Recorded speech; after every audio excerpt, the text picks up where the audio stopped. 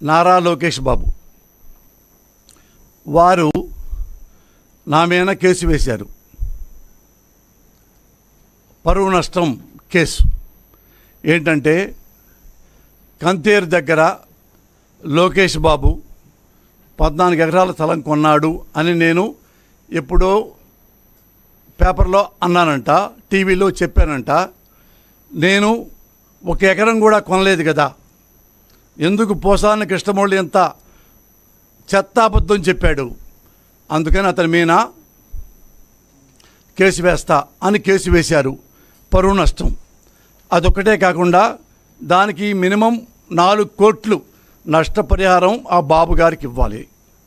అది కాకుండా ఇంకా అవకాశం ఉంటే 2 సంవత్సరాలు కూడా నాకు జైలు శిక్ష పడే అవకాశం ఉంది అని లాయర్ గారు చెప్పారు. ఏది ఫలానా చోట లోకేష్ బాబు గారు స్థలం కొన్నారు వాళ్ళ కుటుంబ సభ్యులు అంటే. అది తర్వాత నేను ఎంక్వైరీ చేశా. లోకేష్ బాబు గారి గురించి చేస్తే లోకేష్ బాబు గారు చాలా సంస్కారవంతుడు, ఆత్మగౌరవం కలవాడు, మృదు భాషి.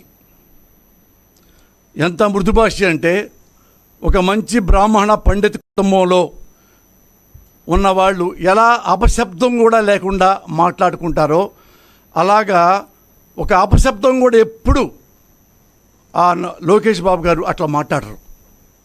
పైగా చీమను కూడా ఎట్లుంటుందంటే ఆయన ఒకసారి కారు వెళ్ళేటప్పుడు కారులో ఆయన బైనాక్లర్స్ పెట్టుకుంటాడు రోడ్డుని. అరే మన కారు వెళ్తుంది, ఏమన్నా చీమలు వస్తాయేమో చూడండి, చీమ వచ్చింది ఆపేయి.